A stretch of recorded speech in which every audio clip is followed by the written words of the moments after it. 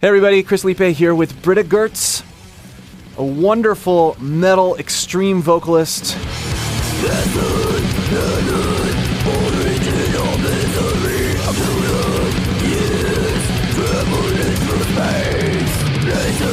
In the last video, we went through screaming, gateway sounds, and aggressive singing with distortion, and got some wonderful perspectives. Also, if you want to go deeper with Britta and her approach, there's a link that links to a waiting list for a course that she's going to be putting out here very soon.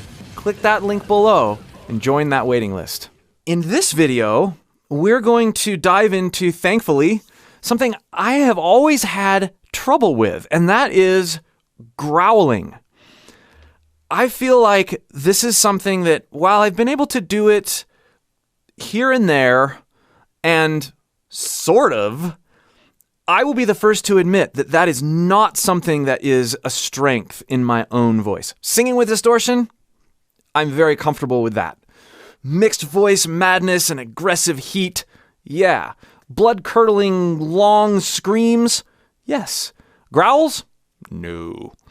So, for someone like me, or maybe someone who doesn't even have the screaming stuff down quite as much, but actually selfishly for someone like me, how do you get into doing growls if you're so dependent on the feels and sensations from screaming and aggressive singing? What's the difference, and why do people have trouble making that leap? I want to share my terminology and how I use it, because I don't make a difference when it comes to growling between very low pitched fry sounds and like a full-on false chord, because like for me, everything that is really high is scream, everything that's in mid-range is shout, and everything that is low is growl, and below that it's guttural. That's how I use it, just to bring some order and to bring some terminology into my teachings. So growl vocals, like most people probably think of growl vocals as being like a full-on false chord engagement and just be at least lower than your speaking voice and like super low. Yeah. So I'm assuming that we're talking about that when it comes to that. Yeah, that guttural from the pits of hell sound. That's the one. Because I agree with you. With your terminology in terms of how things feel and sound, right? A scream is high, has this element of pitch, even if it's not a note. We're defining it as a high pitch sound. That's a scream, and then we have a yell, which is, even if it's a very false chord engaged yell, sort of the Corey Taylor thing, right? Corey Taylor yells. I mean, that's what he does.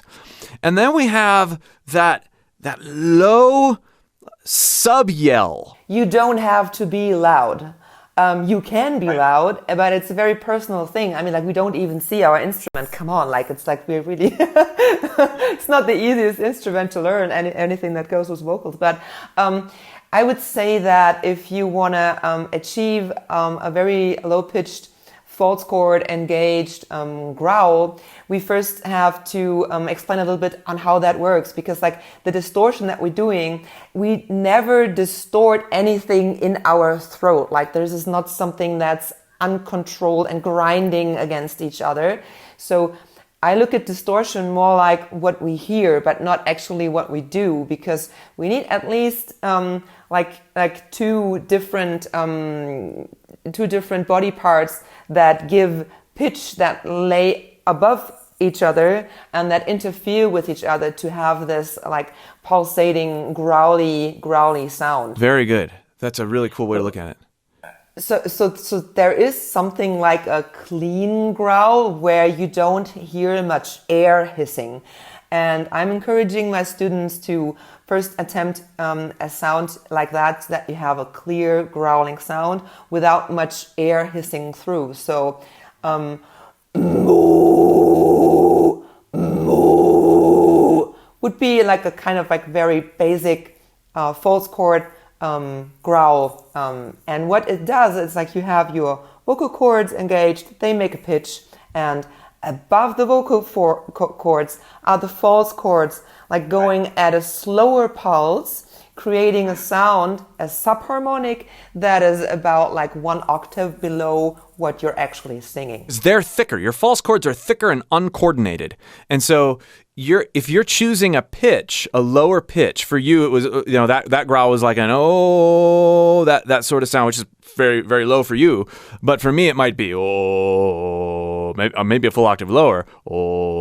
And then I engage my false chords above that. So I'm adding that false chord engagement to a clean pitch, even though in the end we don't want that pitch to be prominent. As we go lower, like we have to like decrease our loudness. It has to be like, because we cannot look at pictures of metal singers. If you see someone doing like, it's most likely not a low sound. No. And we know that. Right. Yeah. And I noticed even with your face, I mean, you drew your jaw down, and you're making this a very, very long O sound to further shape that tone downward. You could be low and be going like this, but then you just sound like a gargling witch. Which might be perfectly useful for some crazy aesthetics there, but yeah, that's a good point that you actually say that, because when you want to go lower than your actual vocal range allows you to do that, we need to pay a lot of attention to our timbre and our placement. So there are certain areas in your mouth and in your throat where you can place a sound that will either favor the higher pitched frequencies that are in it, like the overtones and everything. And then there are also parts that cut away those overtones and also just leave like a low end prominent there. So think of your whole face like an equalizer, and set a high pass, a low cut, and stuff like that, and think of it like that. So as you want to go lower, you want to get rid of the higher frequencies, and that means we need to bring our tongue into the most awkward shapes on purpose to just cut away the higher pitches. Or you choose for a very low basic tone of your true chords and go for a high frequency pitch placement in your shaping technique that will create just like monstrous weird sounds. Okay, so get us there. Let's take a clean, bright, middle of the road sound, like and take that and transition it into an evil growl. Okay, so first of all, my suggestion would be that you change the vowel to an O or an U. Okay. And then we go lower together, just a little bit, where it's still comfortable, where you can still like project the sound. Like don't go super low, and don't don't press on your larynx. Your larynx should be in neutral position. So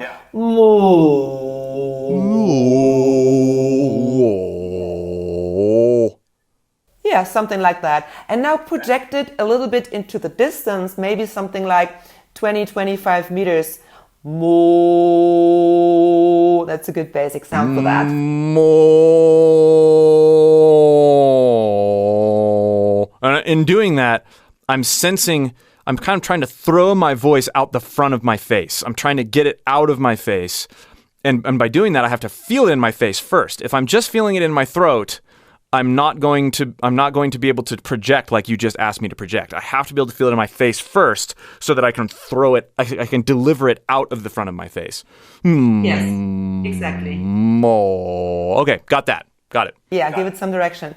And so the next thing we want to do is we want to just like bring our false chords in. And we have to understand that the false chords in just like every person's body plays a very crucial role in the life-saving department. Because the false chords are, among other things, they are an excess pressure body part. So they might have like a little bit of muscles, but they don't have muscles that you can just bring them together like that, like you can bring together your fists. Right. So you need a certain amount of excess pressure, because what they do is they save your life. When the potato goes down the wrong way, they make and they catapult the potato out of your airway. Yep. So when we want to do that on a light tone, we can just clear our throat. But when we're clearing our throat, there's two ways to clear our throat, right? We could be which is it's this sensation below our voice box. And then we have what might sound more polite, right? Like which is above.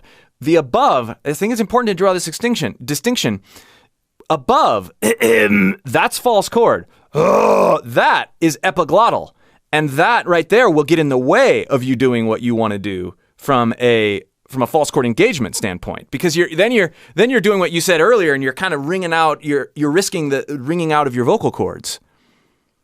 Yes, that can easily happen, and especially if you're a beginner. But like the epiglottis is a good body part, like for advanced and very advanced singers. I would say that there's a lot of use for that in our guttural department, where we can have that come in just a little bit. But you're absolutely right. So we're talking about more like, let's say like you want to interrupt someone politely. Yeah, right. Yes. So, and we try to bring those two sounds together, like mo, and make sure that your lips come to the front and that the O is very, very small. Mo.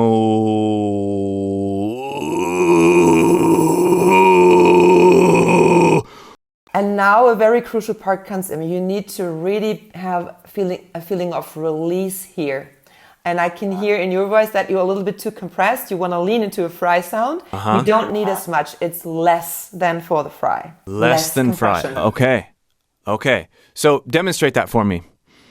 Mo. Now can you? And it's really, really super like loose here. Loose. There's no pulling. That's closer? Yeah, that's closer.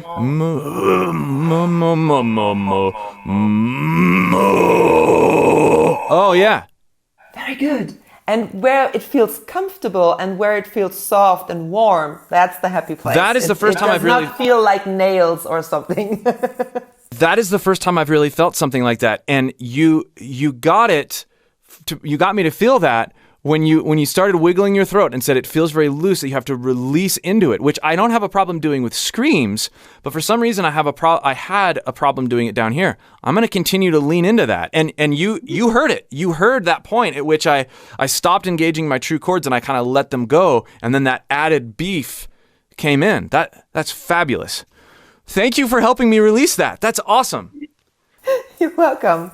You're welcome. So if anybody wants more of this kind of stuff, click that link below and join the waiting list for her course. And you'll be able to take some of this stuff a lot deeper and unlock some of these sensations and unlock your extreme vocals. Thanks again, Britta. Thanks a lot, Chris. We'll see you for more. Excellent